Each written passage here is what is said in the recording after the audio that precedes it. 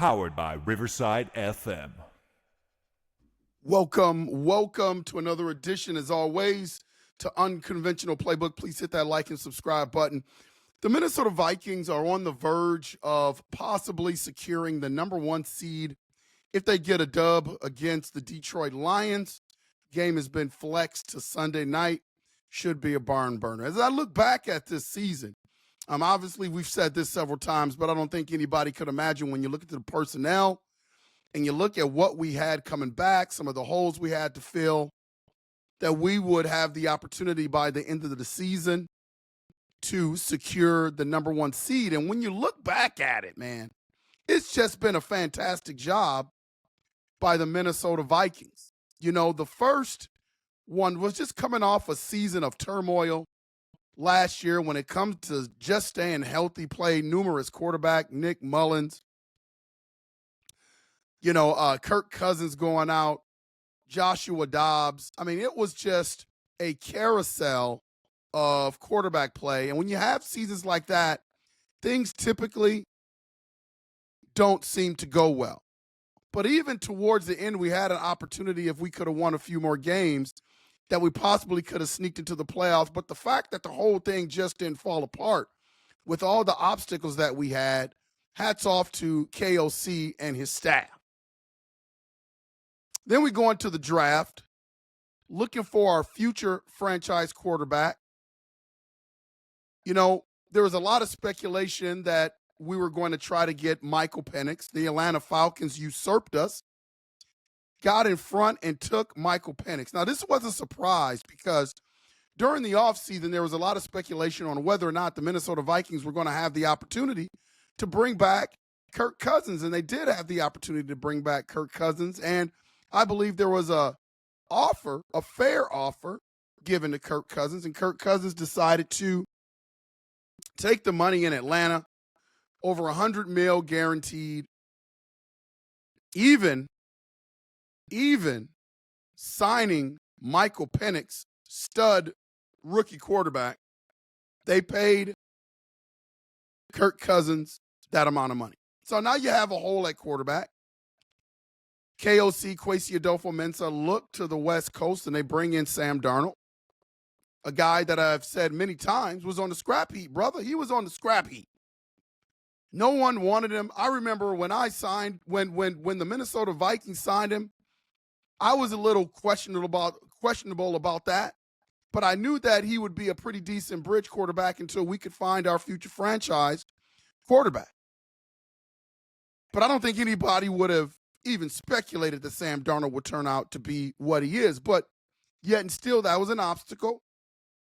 And then we had the obstacle of trying to sign Danielle Hunter, which, as the season went on last year, we probably knew wouldn't happen.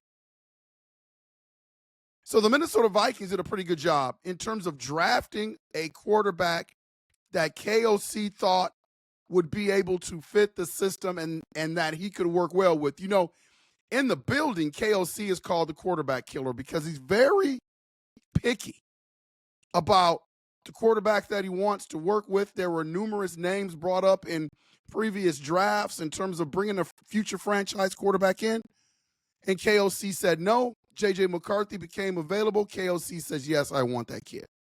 And in the short time that J.J. McCarthy was able to practice and be at training camp, play one preseason game, looked pretty sharp. There were some inconsistencies that you would expect from some rookies, but for the most part, did everything right, said everything right, and played well when he had the opportunity to play well. And I still think Sam Darnold was going to be the starting quarterback all year, and then J.J. McCarthy's plan was to come in next year. Then, to replace the void left by Danielle, we bring in Jonathan Grenard and Van Grink. And those moves were key because those were two big holes left in our team. And then going out, finding a guy in Sam Darnold, who's the prototypical quarterback that KOC likes to work with, big, strapping, strong guy that can play the vertical game as he has shown all year long.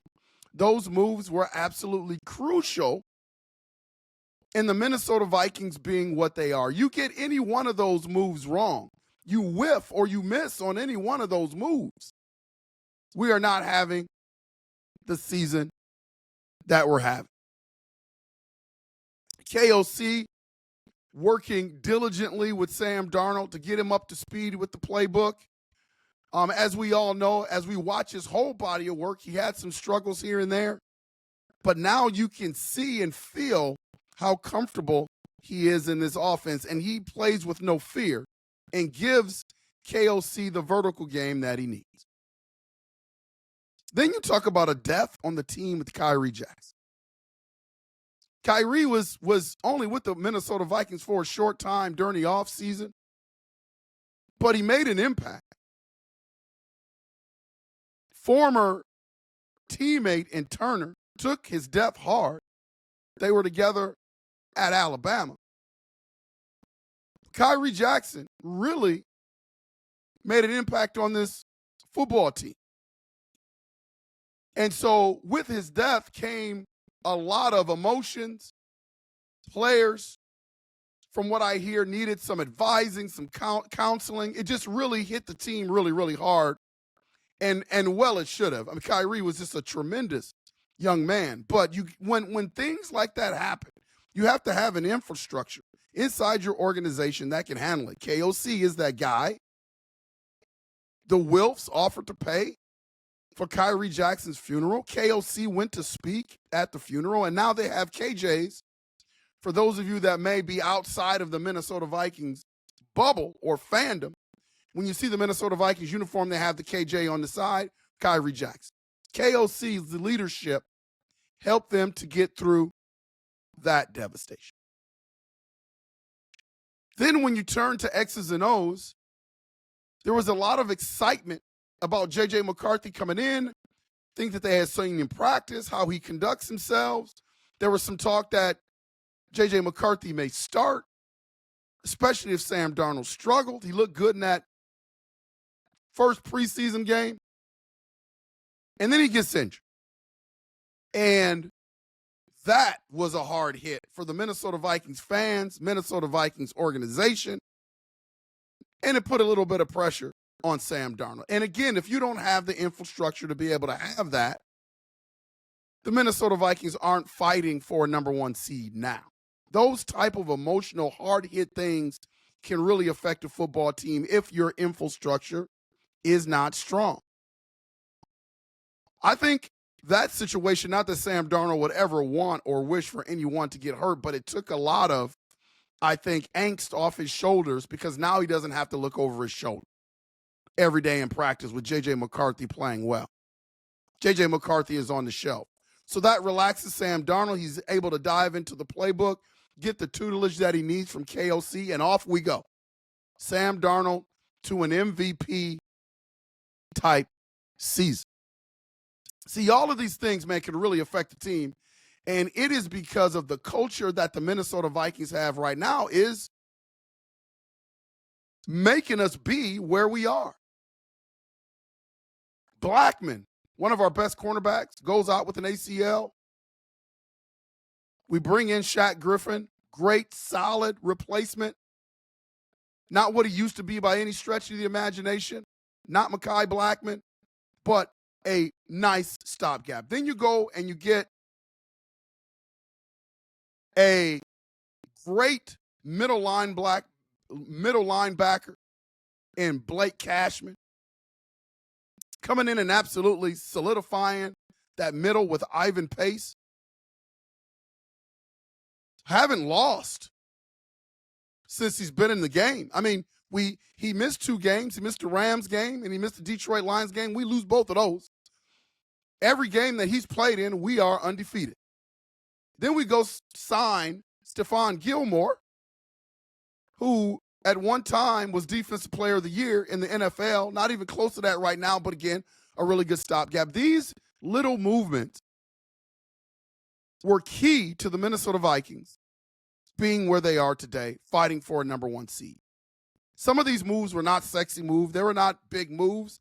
They were not moves that were highly touted on ESPN.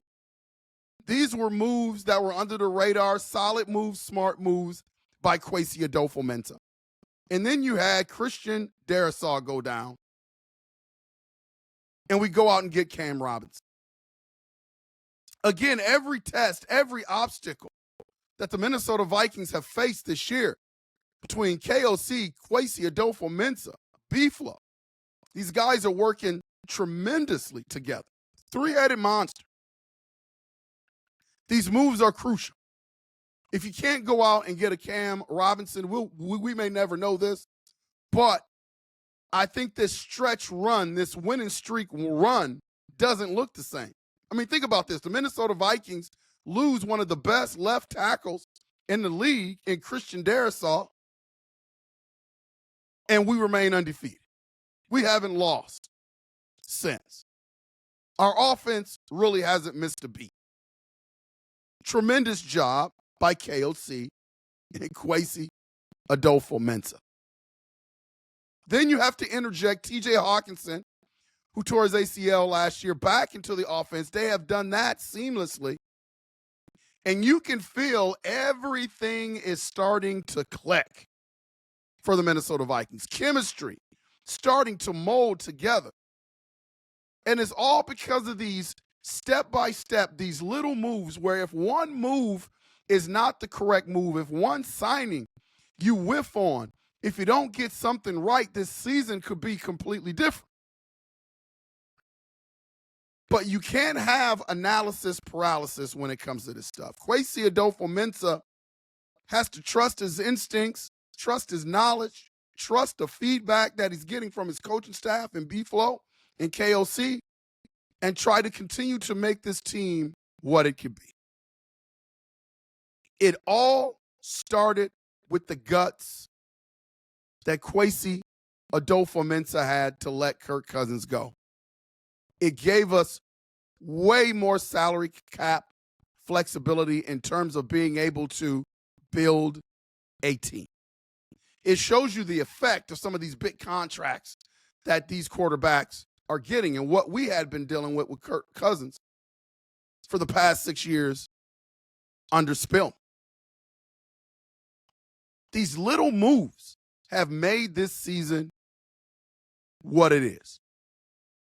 And now Sunday night comes the point where it's time to see if all the moves will help you reach your goals. See, I think the Minnesota Vikings are going to pull it out.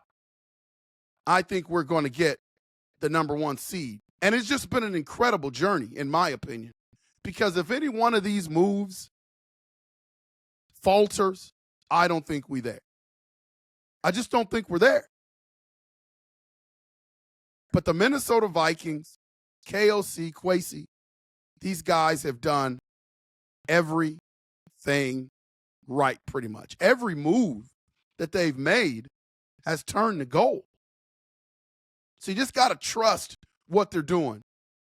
And I think it will be a travesty if they get this close with all the movements that they've made, all the right moves that they've made that they don't get the payoff for. It won't be the end of the world.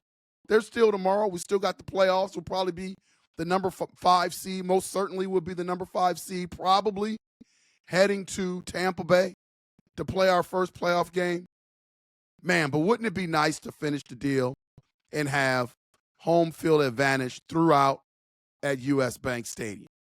It's either you get the number 1 seed and you're at home for the duration, or you're on the road and you're probably not getting a playoff game at home, probably. It's amazing the way the NFL is set up. The Minnesota Vikings deserve a home game at the end of the season. 14-3, worst case scenario, and not getting a home game, man, that would just be a travesty. This has been Unconventional Playbook. Please hit that like and subscribe button. Thank you for all of your support. I love all the comments and the emails that I'm getting from UP Nation out there. Keep it up, man. This thing is growing slowly but surely.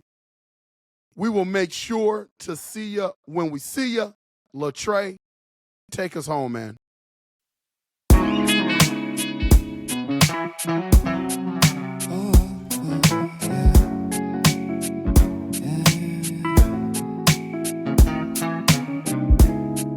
I don't know who I am. Can I say I'm a man?